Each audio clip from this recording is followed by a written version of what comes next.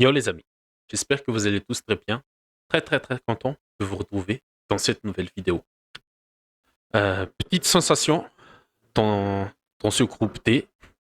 Euh, la France a été tenue en échec par la Pologne. La Pologne, rappelons-le, qui est déjà éliminée.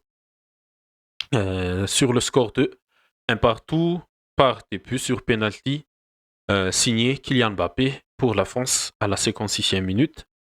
Et pour Robert Lewandowski, à la 79e minute, l'attaquant polonais qui a retiré son penalty. Mais c'était le premier a été bien arrêté par Mignon, mais il fallait le retirer parce que le gardien français a été un peu en avance sur sa ligne. Mais et ce résultat ne rassure pas les Français, n'arrange pas les Français, parce que euh, dans l'autre match là, c'est peut-être la plus grosse sensation de cet Euro aussi, après la défaite de la Belgique contre la Slovaquie, les Pays-Bas qui se font qui se sont fait taper par les Autrichiens 2 buts à 3, un but contre son compte de Daniel Malen. Encore un CSC, c'est le meilleur buteur. L'égalisation de Cody Gakpo. J'ai regardé en double écran. Les Néerlandais se sont bien rentrés sur leur match en deuxième mi-temps. Et une égalisation très très rapide signée Cody Gakpo. Mais Romano Schmid a redonné l'avantage pour l'Autriche avant que Memphis Depay égalise une nouvelle fois pour son équipe. Et à la 10 minutes de la fin des temps réglementaires, Marcel Sabitzer redonne l'avantage et la victoire à son équipe. Très très très gros résultat dans ce groupe D parce que après ces 3 matchs, l'Autriche est premier du groupe avec 2 victoires, une défaite, 6 points. La France est deuxième avec 5 points et les Pays-Bas troisième. Les Pays-Bas, tout de même, ils se qualifieront avec ces 4 points en tant que meilleur troisième. Et la Pologne, seulement avec 1 point. La Pologne qui était déjà éliminée dès le deuxième match. Et ce classement fait basculer la France dans cette partie du tableau là, avec l'Espagne, l'Allemagne, le Portugal, 3 équipes qui sont premiers de leur groupe. Le Portugal, même s'ils joueront encore demain, ils sont assurés de terminer premier. Et l'Espagne aussi, qui se sont qualifiés hier. Et dans le groupe B aussi, il a fait un scénario de malade. On va un peu parler après. Et l'Allemagne aussi qui a tenu tête à la Suisse. Donc, la France, en huitième de finale, à cause de cette deuxième place, rencontrera un deuxième du groupe E. Et dans le groupe E, on aura soit l'un de ces quatre-là, ce groupe E aussi, ouh là là là, c'est encore très très très chaud. Mais un de ces quatre-là, imaginons que la Belgique fait match nul contre l'Ukraine et la Roumanie ou la Slovaquie. La Roumanie batte la Slovaquie ou inversement, la Belgique terminera deuxième de son groupe et on aura peut-être une huitième de finale France-Belgique ce 1er juillet. Bon, c'est juste des projections, mais le tableau commence à se dessiner petit à petit.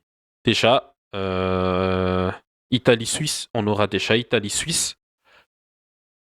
Et le deuxième du C, qui va se jouer tout à l'heure, rencontrera l'Allemagne. Bon, on va reparler de cette projection des huitièmes de finale lors du débrief Angleterre, Slovénie, Danemark, Serbie. Mais parlons un peu de la France. Euh, Qu'est-ce qu'il faut encore en dire? Pour ma part, c'est chez Refus et encore Refus les problèmes français sur les 2 premiers matchs, c'est-à-dire le manque d'efficacité offensive. La France, elle s'est créé beaucoup d'occasions quand même, 19 tirs, dont 8 cadrés quand même, et un seul but marqué, c'est sur penalty, mais un penalty bien provoqué par Ousmane Dembélé euh, en deuxième mi-temps. Dembélé a été plus percutant en deuxième mi-temps, mais il y a une grosse manque d'efficacité offensive dans le dernier tiers, que ce soit sur la dernière passe qui va complètement déstabiliser la défense adverse, que ce soit sur le dernier geste pour un frappe, une passe décisive. La France, depuis le premier match, manque beaucoup cette efficacité offensive euh, dans le dernier tiers adverse. Et deuxièmement, l'animation. L'animation offensive aussi, c'est très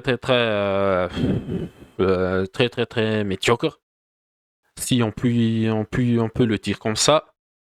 Ce milieu-là, je pense que ça ne marchera pas lors des tours avancés. Kanté, Tchouaméni, Rabiot, c'est un peu les mêmes profils, même si N'Golo Kanté a la capacité de se projeter vers l'avant et aussi la qualité de dribbler, car c'est un peu le ballon.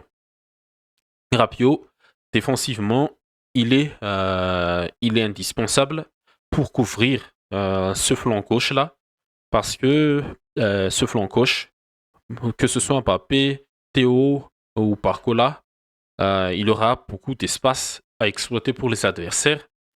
Rabiot, dans sa tâche défensive, il est indispensable pour moi. Et Chouameni, je pense que euh, Deschamps, pour moi, pour une bonne animation, devra revenir avec avec un milieu, Rabiot, Kanté, Griezmann, parce que selon moi, c'est Griezmann qui est le vrai animateur, le dynamiteur de l'entrejeu français, même s'il était un peu au-dessous du niveau qu'on attendait depuis le début de 7 euros. Mais Griezmann, pour moi aussi, il est indispensable. Et ce trio-là, je pense que euh, on devra, Deschamps devra les reconduire, parce que même s'il y a des choses négatives dans ce collectif français, des points faibles et tout ça, le motif de satisfaction quand même, c'est que Barcola, en jouant 60 minutes, il a montré que c'est un titulaire, il peut bien démarrer tous les prochains matchs pour la France, et avec sa complémentarité, il s'entend bien avec Mbappé sur ce côté-là. C'est un atout offensif très fort pour la France pour les prochaines échéances, parce que dans les tours à élimination directe là, l'efficacité offensive sera très important pour marquer des buts, et aussi l'efficacité défensive pour la France. Upamecano, un peu fatigué aussi, je pense. Il a provoqué le penalty pour la Pologne, mais je pense que c'est cette ligne de 4 là, Koundé, Upamecano, Saliba, Théo, ça va plus bouger pour la suite de la compétition française. Mais ce trio d'attaque là, euh, c'était le trio du Paris Saint-Germain cette saison. Euh, c'est c'est la bonne combinaison pour moi. Sauf si, comment on va faire? Sauf si on aura besoin, pourquoi pas passer en 4-4-2, en 4-4 et enlever peut-être Griezmann. C'est pas pour les prochains matchs. Parce que dans ce genre de match aussi, face à des blocs bas, qui vont défendre très très bas et qui va essayer de piquer en contre-attaque. On aura besoin d'un joueur comme Giroud qui va, euh, qui va être en duel et avec les défenseurs et laisser plus d'espace et plus de créativité aux joueurs comme Barcola, Mbappé, Griezmann, Dembélé et tout ça. Mais offensivement, la France, c'est pas encore top du tout, mais ils peuvent créer des occasions sans ce, ce 19 tirs-là. C'est un vrai témoignage que ils peuvent créer des occasions, mais ça manque encore ce finisseur-là, le tueur, qui va complètement changer le visage offensif des Français. Bon, et à part cela, qu'est-ce qu'il faut, qu'est-ce qu'on peut dire aussi? Oh, il y a le pub de Nacho là. Les entrants, euh, les entrants pour moi, jusqu'à présent, ça n'apporte pas encore, ça n'apporte pas plus que par rapport aux titulaires. Kamavinga, au milieu, ça a été un peu poussif. Fofana aussi, Colomwani, bah, on n'en parle pas, mais c'est très très très difficile. Mais je pense qu'avec un Griezmann à la place de Chouameni, désolé, Griezmann à la place de Chouameni, la France aura un peu plus euh, d'impact sur son animation offensive. Espérons que Griezmann sera, sera encore plus fort. Il va monter en puissance pour les prochains matchs parce que la France en aura besoin d'un top Griezmann pour la suite des événements. Bon, pour Néderlande-Autriche, là, euh, j'ai vu en double écran, mais l'Autriche quand même, ils ont fait leur job. Ils sont terminés premiers de ce groupe et ils ont fait un match à l'Autrichienne, beaucoup de pression, d'intensité, d'agressivité. Et ça a mis en difficulté complètement les Néerlandais, même si le Pays-Bas, ils sont plus générés de tirs que par rapport à l'Autriche, mais euh, de tirs cadrés seulement. C'est peut-être les deux buts alors. Oui, je pense que c'est les deux buts. Si c'est là, l'Autriche, il a beaucoup créé 9 tirs dans 5 cadrés, dans 3 buts. L'Autriche, je les ai mis dans la catégorie surprise, si je me souviens bien de mes previews. Oui, dans la catégorie Autriche. Et attention aux Pays-Bas, qui commence à montrer le signe d'une équipe déception.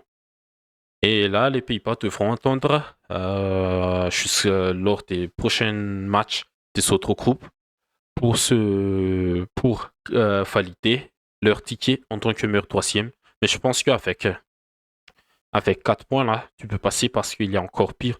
Il y a la Slovaquie à 3 points, l'Hongrie à 3 points, désolé, la Croatie à 2 points.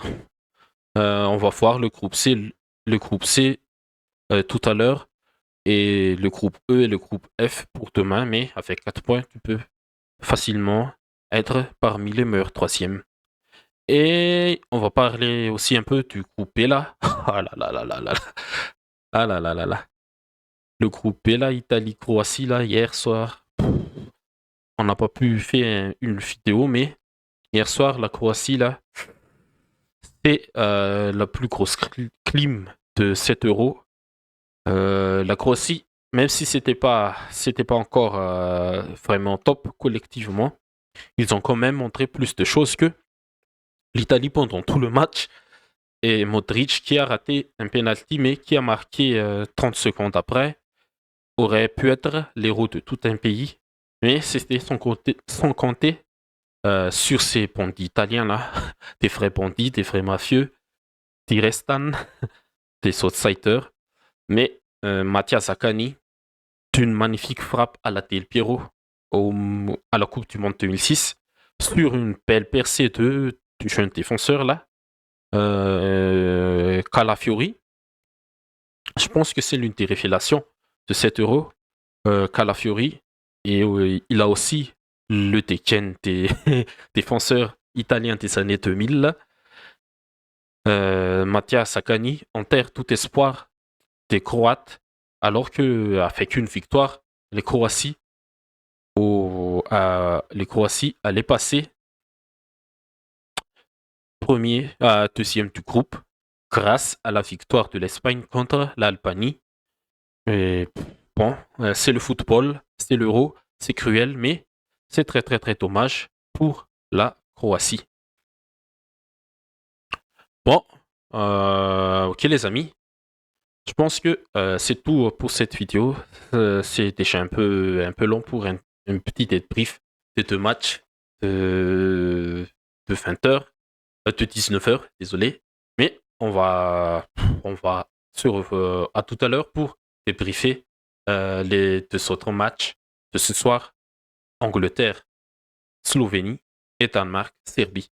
Merci à tous et à la prochaine. Et comme d'habitude, n'hésitez pas à liker, à commenter, à partager. Et surtout, n'hésitez pas à vous abonner si vous ne l'êtes pas encore. Merci.